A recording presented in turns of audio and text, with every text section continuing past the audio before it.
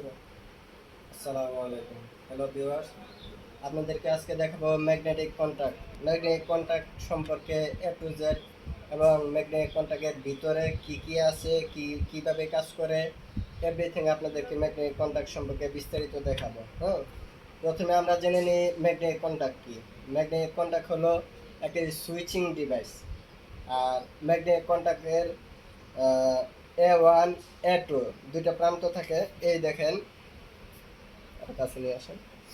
এটা হলো holding coil. Phase এবং নিউট্রাল যে কোনো একটা প্রান্তে দিলেই হয়।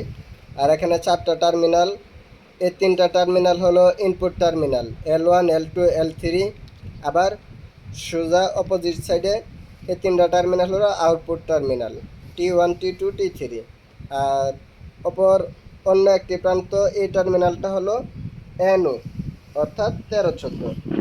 আর আমাদের NO হয় আপনার 43, 44, 13, 14। আর এনসি হয় 21, 22, 31, 32। এ হলো আমাদের NO এনসি। এখন আমরা দেখি ম্যাগনেটিক কন্ট্যাক্টটা আমরা কিভাবে ভালো আছে কি না এটা টেস্ট করব। আমরা দেখি এখন ম্যাগনেটিক কন্ট্যাক্ট আমরা লাইন দিচ্ছি। যদি আমাদের এটা ভালো হয় তাহলে এটা আমাদের ধরবে, এভাবে ধরে রাখবে। হ্যাঁ,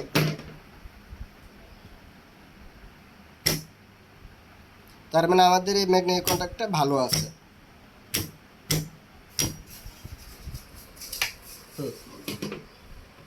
এখন আমরা দেখাবো এই ম্যাগনেটিক কন্ট্যাক্টের ভিতরে কি কি আছে এবং কিভাবে কাজ করে। প্রথমে আমরা উপর থেকে খুলি।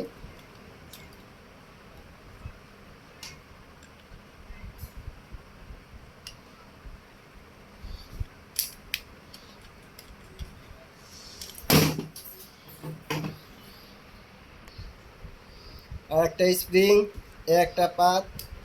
এই পাতটা আমাদের এই যে এখানে এইভাবে থাকে। হুম,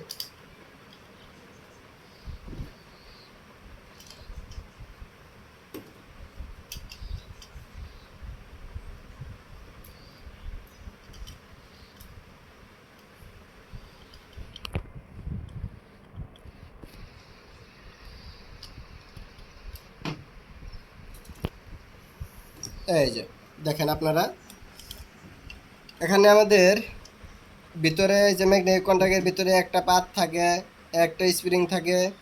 তারপরে এই যে নিচে দেখেন আরও একটা পাত আছে। এখানে একটা ম্যাগনেট উৎপন্ন হয়, একটা কয়েল আছে। এটা আমরা দেখাবো আপনাদেরকে। এই দেখেন, এটাকে ম্যাগনেটিক বলা হয়। এই যে একটা ম্যাগনেট কয়েল আছে। এই কয়েলের সাহায্যে এটার ভিতরে ম্যাগনেট তৈরি হয়। এই দেখেন আরেকটা পাত ভিতরে। এই পাতটা আমরা খুলে ফেলি।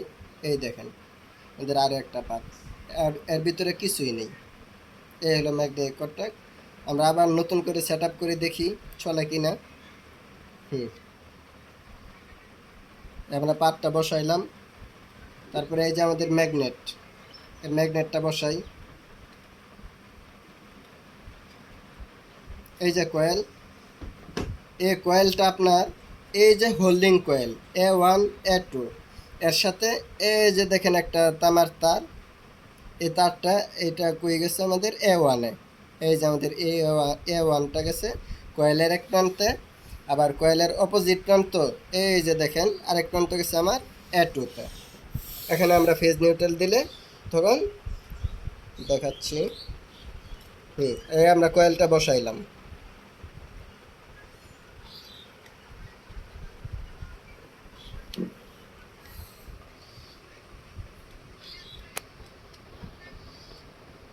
এই যে আমরা কয়েলটা বসাইলাম। হ্যাঁ, বসানোর পরে এই যে আমরা একটা স্প্রিং দেই এখানে। তারপরে এই যে আর একটা পাত। যখন আমরা এখানে ইনপুট টার্মিনাল দেই, হোল্ডিং কয়েল দেই। হোল্ডিং কয়েল দেওয়ার পরে এটা আমাদের কিভাবে কাজ করে দেখেন। এই যে কয়েলটা, এই দেখেন এই যে কয়েল, এই কয়েলের মধ্যে একটা চুম্বকীয় ক্ষেত্র তৈরি হয়, যার সাহায্যে এই যে আরও একটা ম্যাগনেট আছে, যার সাহায্যে এই যে এভাবে এটা চুম্বকীয় ক্ষেত্রের মাধ্যমে অন আকর্ষণ অফ করে। করা হয়। হুম যখন আপনি এই A1 হোল্ডিং কয়েলে A1 A2 ছেড়ে দিবেন, তখন এই চুম্বকীয় ক্ষেত্রটা ছেড়ে দিবে, ছেড়ে দেওয়ার সাহায্যে ডিসকানেক্ট হয়ে যাবে। আবার যখন এখানে পাওয়ার দিবেন, হোল্ডিং কয়েলে A1 A2 দিবেন, তখন এটা এভাবে ধরে রাখবে চুম্বকীয় ক্ষেত্রের মাধ্যমে। তারপরে দেখাই আপনার, এই যে যখন এটা ধরে রাখে ম্যাগনেটটা, তখন এটা আমাদের নিচে চলে যায়। এই যে যখন এটা নিচে যায়, তখন আমরা বুঝতে পারি এই যে এই ম্যাগনেটটার এই অংশটা, এই যে ম্যাগনেটের এই অংশটা নিচে চলে যায়। কারণ এটা কিভাবে কাজ করে সেটা দেখাই। আমাদের এই যে ইনপুট টার্মিনাল এবং আউটপুট টার্মিনাল, এ হলো আউটপুট টার্মিনাল, এ হলো ইনপুট টার্মিনাল। এই টার্মিনালের পাথটা, এই যে দেখতেছেন একটা পাথ, এই পাথটা আমাদের এই পর্যন্ত থাকবে ইনপুট টার্মিনাল। আবার এই যে দেখেন আউটপুট টার্মিনালের একটা পাথ আমাদের এই পর্যন্ত আছে। আবার এই যে দেখেন যেটার সাহায্যে আমরা অন অফ করি, এটা যখন উপরে আসে, এটার এখান থেকে এখানে, হ্যাঁ, ইনপুট টার্মিনালের পাথ এবং আউটপুট টার্মিনালের পাথ, এই দুইটাকে এটা সংযোগ করে। সংযোগ করার মাধ্যমে এই যে দেখেন, দেখেন তো দেখা যায় কি না, আচ্ছা জায়গাটা আমরা ভাঙতেছি না, যার জন্য দেখাচ্ছি না। এই যে এটার ভিতরে এই দেখেন আগলা আছে, অর্থাৎ এই পর্যন্ত একটা পাত, এই পর্যন্ত একটা পাত, এবং মিডলে এখানে আরও একটা পাত আছে। যখন চুম্বকীয় ক্ষেত্র তৈরি হয় তখন এটা নিচে যায়। এই যে নিচে যাওয়ার পরে এই যে পাত আপনারা দেখতে পারতেছেন কিনা, এই যে আমার টেস্টারের মাধ্যমে দেখা যায় কিনা,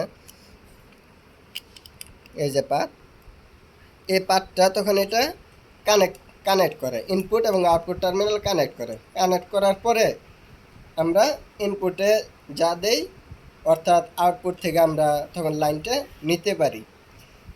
এভাবে আমাদের ম্যাগনেটিক কন্ট্যাক্টটা কাজ করে। এখন আমরা এই ম্যাগনেটিক কন্ট্যাক্টটাকে আবার সব কিছু লাগাই, লাগানোর পরে দেখি, চেক করি আমরা সব কিছু ঠিকঠাক আছে কি না।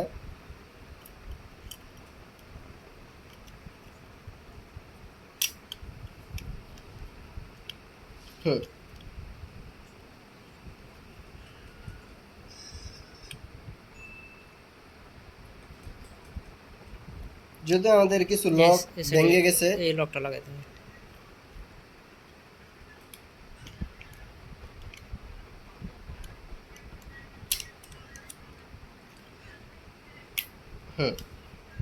আমাদের এখানে কিছু লক ভেঙে গেছে আপনাদেরকে দেখাইতে গিয়ে। এখন আমরা দেখব, টেস্ট করব এই ম্যাগনেটিক কন্ট্যাক্টটা ভালো আছে কিনা। আমরা তো পূর্বে একবার দেখেছিলাম, এখন আবার দেখব, যেহেতু আমরা এভরিথিং সব কিছু খুলছি, এখন আমরা দেখব এটা কাজ করে কিনা। এই দেখেন,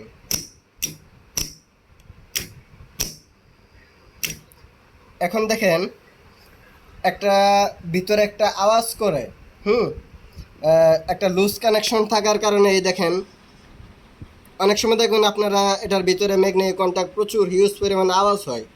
এই আওয়াজটা কিন্তু আপনারা চাইলে নিজেরাই ঠিক করতে পারবেন। সেটা কিভাবে ঠিক করবেন, আমি যেভাবে খুলছি ওইভাবে সেমভাবে খুলে এটার ভিতরে যদি কোনো জং থাকে, ময়লা থাকে, ওইগুলো WD দিয়ে আপনার পরিষ্কার করবেন।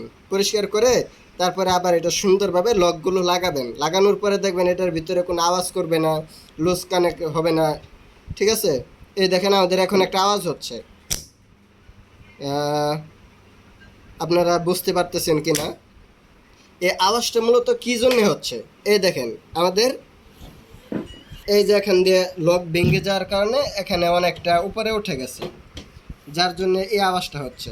অথবা অনেক সময় ভিতরে ময়লা থাকে, এগুলো আপনারা চাইলে যেভাবে খুলতে পারেন। হ্যাঁ, এভাবে খুলে এই যে দেখেন এখানে ময়লা আছে, এই ময়লা, তারপরে এই যে এখানে ময়লা আছে, এই যে দেখেন ভিতরে ময়লা আছে, হ্যাঁ, এই যে ময়লা, তারপরে এই যে ভিতরে ময়লা আছে, দেখা যায় কি না।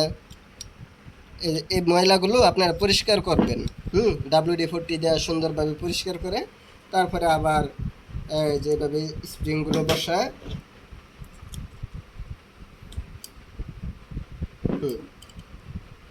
আপনারা কিন্তু লকগুলো ভাঙবেন না।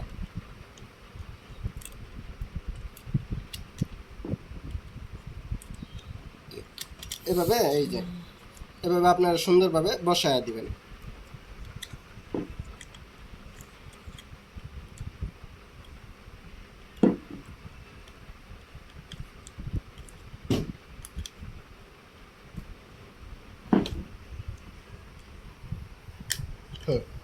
এই যে এখন দেখবেন আমাদের এটা আর কোনো ফায়ার করবে না, এবং ভিতরে একটা আওয়াজ হয় ওই আওয়াজটা এখন আর হবে না।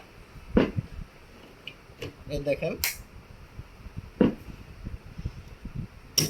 এই যে